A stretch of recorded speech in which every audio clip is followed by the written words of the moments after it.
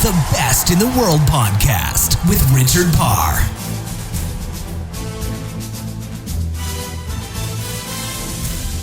Hello, sports fans, and welcome to another edition of The Best in the World with Richard Parr. And a lot of you have been really enjoying when we've spoken to speed skaters on this program. And of course, we're not very far away from the Winter Olympics. So we've got another amazing speed skater on this week's Best in the World with Richard Parr. He is the 10,000 meters reigning, defending speed skating Olympic champion from the 2014 Sochi Games. From the Netherlands, it's Jorrit Bergsma. Yes, Jorrit Bergsma is on this week's Best in the World with Richard Parr. And we do cover one thing that we spoke to Jan Blokhuizen from episode 75 about. Jan was telling us about how Jorrit had withdrew as the team substitute for the team pursuit final at the 2014 Games, leaving them without a sub. And this week, we get Jorrit to give his side of the story. You do not want to miss that on this week's Best in the World with Richard Parr. The three-time world champion also talks about growing up on a houseboat in the north of the Netherlands. He also reveals how close he actually came to representing Kazakhstan at the 2010 Games. Yes, he nearly left the Netherlands to represent Kazakhstan. He explains exactly why there. Plus, he also talks about being married to a fellow speed skater in the four-time world champion Heather Richardson Bergsma. It's a really fascinating chat where we learn a lot from the 10,000 meters speed skating Olympic champion Jorrit Bergsma. That's coming up in just a moment, but I just want to remind you that we are now on Patreon. Yes, Patreon is a crowdfunding website. It gives you the opportunity to help support our show. Yes, we put this out for you for free every single week, and if you'd like to give back a little bit so we can continue to do that, please go to our crowdfunding page, and there you've got a whole different range of tiers of how you can help support our show.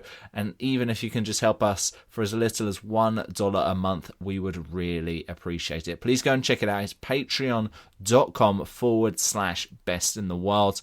That's Patreon, patreon.com/best in the world. I'd really appreciate it if you could do it. All right, let's get to the interview with the Olympic champion speed skater. It's Jorrit Bergsma.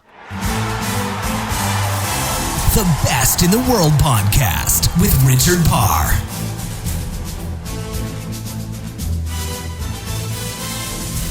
Jorrit Bergsma, Olympic champion speed skater. Welcome to the Best in the World with Richard Parr. So good to have you on the program. I think it's really good to start this program by getting an insight into how you first got interested and got your first start in speed skating, please. Well, speed skating is a really big sport in the Netherlands, and I grew up on a houseboat, so I was born and raised on the water, and yeah, like here in the Netherlands, when it's cold enough for nature ice, then like everybody goes out skating, and everybody is getting the skating fires, and that's how I got in contact with skating, and I started when I was a little boy and never stopped. Wow, I've never met anyone who grew up on a houseboat. Just tell us exactly what that is and what that was like. Yeah, my parents bought this houseboat, and they even built a new one. And I got born and raised on it, and I didn't know any better. Like, I live in a little town that's and there's like a river going right through the town, and I grew up on that little river. Oh wow, incredible! And I believe this is this Friesland? Yeah, that's correct. And you also speak, correct me if I'm going to say this wrong, Frisian? Is that how you would say it? Yeah, exactly. Yeah. I'm talking Frisian. I was raised Frisian. Oh wow! So how many people speak that language? Like in this part of the Netherlands, so we're really in the north of the Netherlands. Quite a lot of people are talking it. Yeah. Okay, so you speak English, Dutch, and Frisian. Are they similar at all? Yeah, yeah. There's some words in Frisian that are like the same in English, and yeah, it's like a little bit in between all of those languages. So speed skating, as you said, was kind of always around because you had the rivers nearby. When was it that you realised that you were very good at this, that this is something that you could take to a world-class level? Well, actually, kind of late. I think I was 7 years old when I really started to go to the oval over here, and like skate once a week, and later on twice a week. And I did my races when I was younger, but I was not really, I was nothing special yet. And when I was on the age of 16, 17, I was discovering this skating discipline called marathon skating. So it's like it's a pack sport. So you start with I'd say like 50 people in the track, and it's like cycling. The one who finished first wins. So it's kind of big here in the Netherlands, and I really grew into that sport. And I could really tell that I was good in the long distance. Like the problem is that, like, when you are younger, you only can do like the shorter distances, and because I'm a distance skater, like I never could show my power. And I discovered this marathon skating, and I really grew into that sport. And like at one point I came at this trainer where I'm with now too, like his name is Jorrit, and he was a trainer from the long track speed skating, and he made me go back to the long track speed skating. And I was quite good in that too. So like when I was I think like 23, I came back to the long track, and then it was showed that I was able to skate a good long track.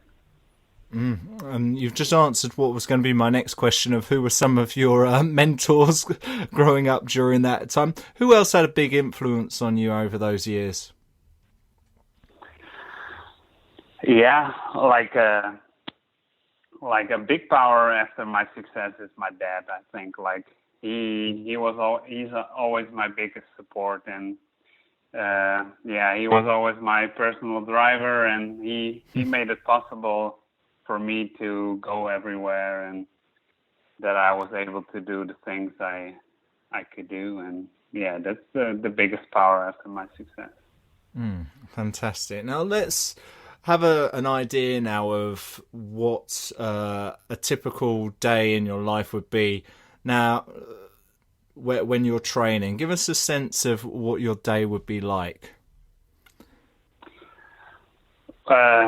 Well, mostly we have a bike training and something else. Like we just have 3 weeks of, like we call it summer ice. Like the oval over here has like a short period of time we have ice in the oval here, and so I skated quite a lot the last 3 weeks. But the coming weeks I'm going, like they remove the ice out of the oval here, and I go back to inlining. So it's like, for the coming weeks, it's going to be inlining and a lot of biking. So, it's like 2 or 3 trainings a day. Because you also train with your wife, don't you? Yes. Like after the last Olympics, she moved across the ocean and came live with me here, and she joined me in my skating team. And so we're doing a lot of training together now. Oh, fantastic! So is it 24/7 speed skating? Is it always talking about speed skating, or are you able to kind of, not think about it at times? Yeah, like we have other things to talk about too. Like if we're we're free from skating, we would like to go sailing or like go out on a motorcycle and do other stuff. So like we talk a lot about speed skating, but we also have other things to talk about. No, of course. And did you say about going out on the boat? I'm guessing that just came naturally back from your early years of living up in Friesland, right? Yeah, we have a lot of water over here, so a lot of canals, rivers, and lakes. And when I was younger, I used to sail a lot in the summer. I also did races, so like I really like to be out on the water, and like Heather is enjoying it too. My wife is really enjoying it too right now. Fantastic. And obviously the Netherlands are famous for their speed skating. In the last games in Sochi, there were so many clean sweeps of medals by the Netherlands, of course, which you won as well. And we'll talk more in detail about Sochi, but I want to talk a little bit about Vancouver in 2010. And, the Netherlands do have so many fantastic speed skaters. And is this story true that you were considering competing for Kazakhstan? Yeah, that's right. Actually, like that was like the first year I am with my current coach, and at that moment we were not really training for the long track. We were really a marathon team, and like Kazakhstan, the national team of Kazakhstan, they asked us to support their team pursuit team, and like I was really new to the long track speed skating, and like you were like, let's do it, and but eventually like it didn't work out, but like the year after I competed my first time for the national championships over here, and I had success right away, and I skated for the Dutch since the year after. Fantastic. What happened with Kazakhstan? Because I'm guessing, do you have any relatives from there? No, they like we were like a good marathon speeding team, and they were just looking for some good skaters who could support the team. So like we didn't have any relationship with Kazakhstan before, so it was really like out of nothing. And so you never trained with them? You didn't get any kind of routines or any good advice that you were able to later use? No, like that year of Vancouver, we trained a little bit with them, and we even skate the Kazakhstan championships in Russia at that time. So, we trained the World Cups. Like we went for the World Cups, but we were not able to skate there. But it's a really long story. Well, you then moved on, as you said, to competing with the Netherlands, and 4 years later you did become an Olympic champion. From 2011, was the goal always for gold? Had you set that as the target? Well, I really focused on like getting the best out of myself, but I never like really focused on like I only want to have like a golden medal. Like I knew it was possible. The year before, I became for the first time world champion on the 10K, so I knew it was possible. But I really focused on like, okay, like give it your best shot and like just see what it's worth. And like I had a really good day in Sochi, and it was an awesome race, and it was good for goal. No, it was indeed. So I want to just talk a little bit more about goal setting. Is that something that you do regularly? Yeah, goal setting, like my first goal every year is like getting better than I was. So I always want to improve myself. I want to set personal records. Like I want to like be better than the year before. So that's the first goal every year. And of course, you wanna win the world title. You want to skate for the world title. But yeah, the first goal is getting better, and and then hopefully that leads to world titles. The Best in the World podcast with Richard Parr.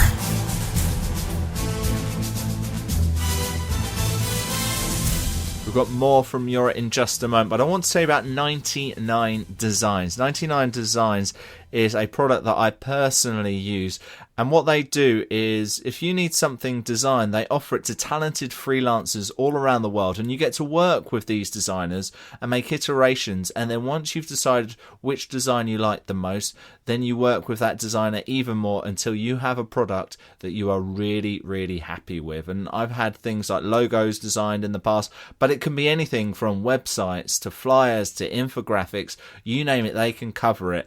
And they're really, really good. So go and check them out, 99 Designs. And what would really be great is if you check them out through our link. It's sportacino.com/99 designs. So that's 99 and then designs, DESIGNS, just in case you don't know how to spell designs. sportacino.com/99 designs. Check out their service. And one of the best things about them is if you are not happy with what they provide, they have a money back guarantee. So go and check that out. And if you do end up using their service, please let me know and tell me how you get on with it. I've used it and I was very pleased with it. So I'd love for you to be able to make the most of it as well. All right, let's return to the conversation with the best in the world, the Olympic speed skater. It is Jorrit Bergsma. The Best in the World podcast with Richard Parr.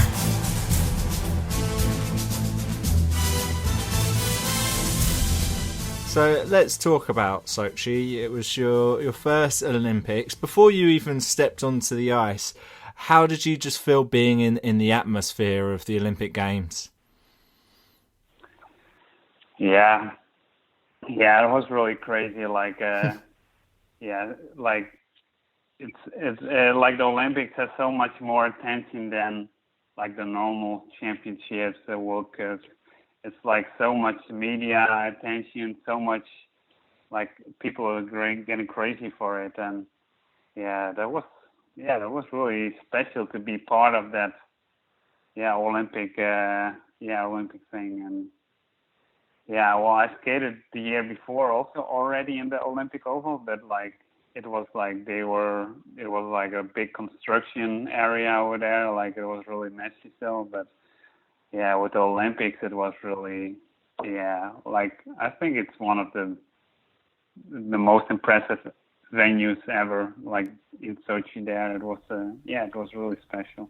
You mentioned there about pressure. Do you have any routines or any tactics you use to cope with stress when you're in stressful situations? Is there anything you do? Well, I try to have the same routine before my race. So I start warming up like an hour before and like doing a little bit the same stuff, and so I don't have any surprises. So I really try to do skate every race like it's the Olympics. Like, so on the day I have my Olympic race, I don't do anything different.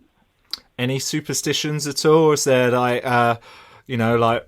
right foot on first, left foot on, or always carrying something, or reading something, or drinking something? No, it's just a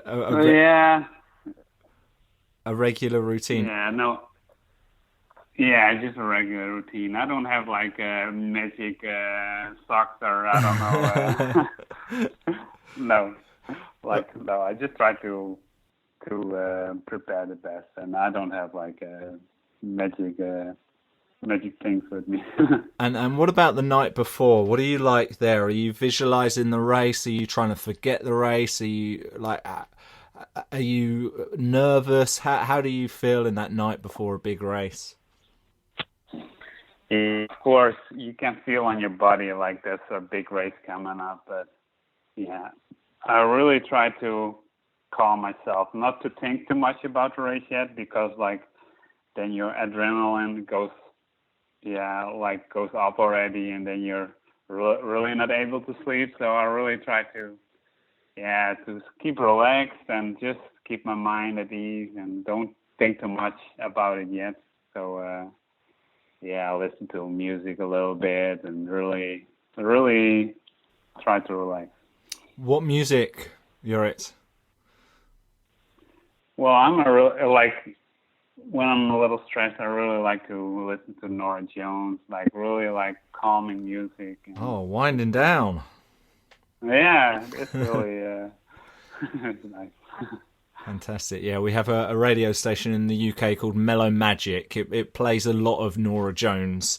So I think that would be good for you before a big race if you're ever racing in the UK. So let's talk about the 10,000 final. You were was it the penultimate pair you were racing in? And obviously you produced a great time. How nervous were you watching the last two? Sven Kramer involved as well. Yeah, that was really, like before the race, I was able to be really relaxed, and I was telling myself like, okay, just do your best and like just see what it's gonna be worth. But like, then you did your race. I was really happy after my race. I was like, okay, like he did Sven Kramer, but like he skated really strong. Like he had a really strong first part of his race. So then I was like, ooh, yeah, like okay, this is gonna be. I don't know about this. So it was really I was really nervous because like there's nothing you can do anymore. Like it's now in like. Yeah, Sven Kramer in his hands, but he was not able to skate his lap times, and he was like slowing down on the end, and like with one lap to go, then I finally knew like okay, like it's mine. I'm going to be the champion. I'm going to be the best in the world. When did that kind of feeling of winning, of becoming the Olympic champion, did that settle in immediately? Did it take a few hours, or did it even take some weeks for you to realize what you'd achieved? Like it's like a little bit like living a dream. You don't know if it's real. Like you're like you really have to tell yourself like you did it. Like also the next day we had we got our medal at the Medal Plaza, and it was so unreal. But it took a while to really like realize like I did it. Yeah, amazing stuff. Now I want to talk to you about one more thing which happened at the 2014 games. Of course, you also got another medal in the 5,000 meters, but you decided to pull out of the team pursuit. I know you're a substitute in some of the heats, but you decided to pull out of the final. What was your decision behind that, Jorrit?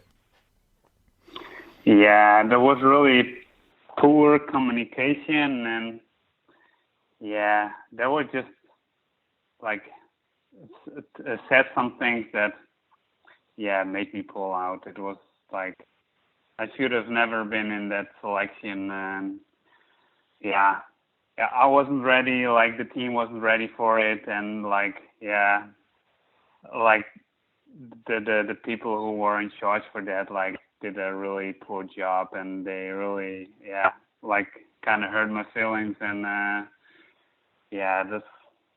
long story, but I should have never been in that selection, and the guys, they did great, but I shouldn't been a part in at that time. Like What do you mean you shouldn't have been a part? You shouldn't have been part of the squad, or you should have actually been starting the races? What do you mean? Like, there were some things going on, like earlier in that year. Like first, they wanted me in the team, and then there was this meeting. I couldn't come, and they kicked me out of the team, and later on they wanted me back in the team, and after all they didn't want to have me in the team. So like it was like a really long story. Like it wasn't like I like it wasn't the right spot for me to be, and yeah, like I kind of got the feeling they used me, and like it really came out like the day before, and I was really disappointed in that, and yeah, like yeah, it was a really pity. Like it was only a couple of days after my winning my gold medal, and that put a really big like shadow on it. Like I really had I don't know, like I had a bad time after that, but yeah. Are you saying the skaters or the rest of the support team didn't want you there? Yeah, it was. I think it was more the people who were in charge of the team pursuit. Okay. What's your relationship like with the other guys in the team pursuit now, and a few of the racers in the Netherlands? Because obviously it is an individual sport, and then every so often you've got to be on a team together with people who are normally your rivals.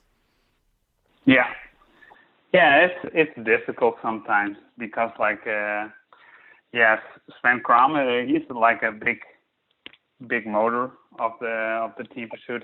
He's the team pursuit suits him really well, but like on the other hand, like he's my biggest rival on the 5 and the 10K. So yeah, it is it goes okay, but it's still like you have to switch a button in your head, like, okay, like now we're gonna do this together, and like with the 5 and the 10, like you're really like your biggest rivals.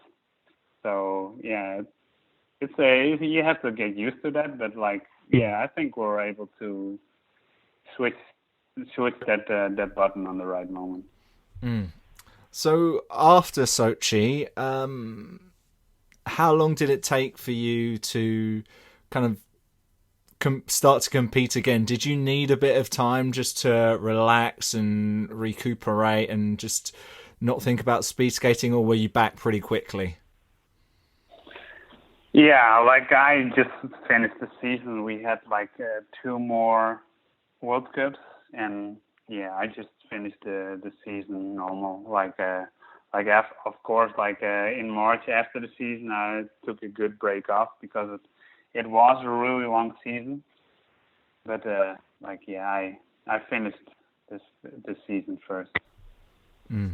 So obviously 2018, there's going to be another Winter Olympics coming soon in February in South Korea. How are you feeling? How are you looking ahead of those?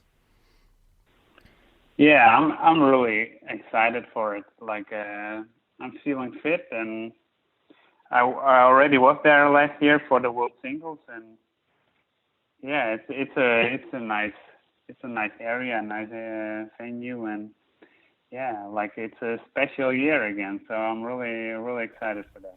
What are your goals, or have you not set them yet? Yeah, my goal is to do the best I can. I think nice things are possible over there. So first I have to qualify, of course. The competition here in the Netherlands it's really big. So first qualification is already like a big challenge, but I hope to do really good there. I'm sorry, I'm laughing to myself here, Jorrit, but if you don't qualify, which I don't believe for a second you won't, you're not going to try the Kazakhstan team again, are you? No. That's no, that's not going to happen again. No. Okay, all right. We're gonna see you wearing orange in South Korea. Okay, that's good to hear.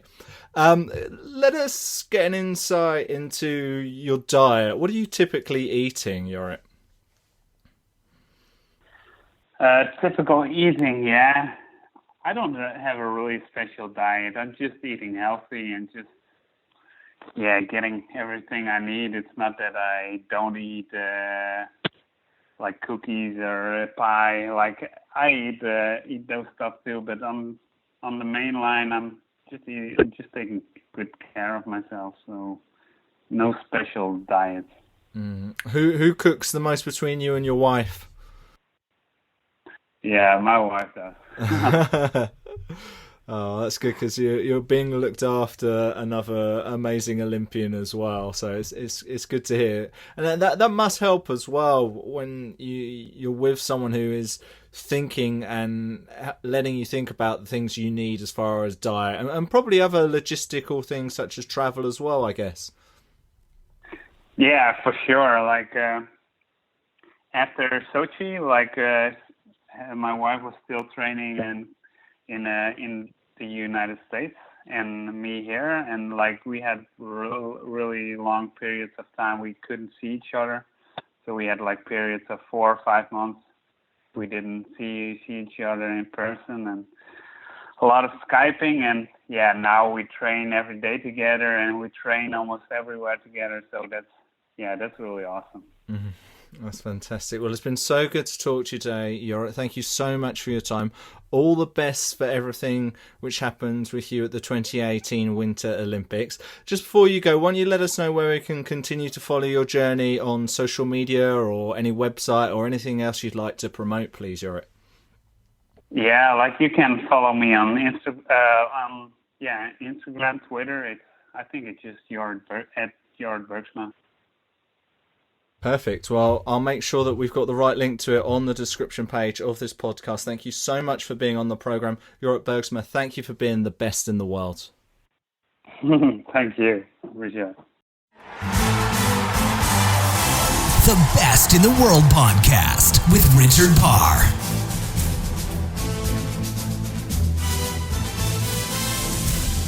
Wonderful to speak to Jorrit on this week's Best in the World with Richard Parr. We've also spoken to many other speed skaters in the past. One of my favourite interviews ever on this podcast is the one with Chad Hedrick. It's one of the shortest, but it is full of great knowledge. Go back and listen to that. You might also want to go back and listen to Jan Blokhuizen. He's also been on the show as well. So much for you to listen to on the full archive of the Best in the World with Richard Parr. It's all available at sportacino.com. It's all available at acast.com/best. And of course, it's on iTunes. iTunes is actually what I personally use. And I love subscribing. And if you haven't already, please subscribe to the Best in the World with Richard Parr. And I love giving ratings and reviews. So if you haven't done that for the Best in the World with Richard Parr, I would really appreciate it as well. Just one review makes a massive difference to our show. And if there is any things that you'd like to bring up, any things you'd like us to change from the format of the show, if there's any questions you'd like me to be asking more regularly, let me know. You can do that by sending me a tweet at Richard_Parr on Twitter. I'd love to hear from you. All right, that's it for this week. We'll be back next week. And in fact, I'm going to tell you who's going to be on the show next week. It's going to be the UFC Super Fight Champion, one of the real innovators of the sport. Yes, it's Dan the Beast Severn. You might know him from the WWE as well. He is a fascinating person that I get to speak to, and you can listen to it on next week's Best in the World with Richard Parr. But until then, I hope you have a wonderful week. Goodbye. The Best in the World podcast with Richard Parr.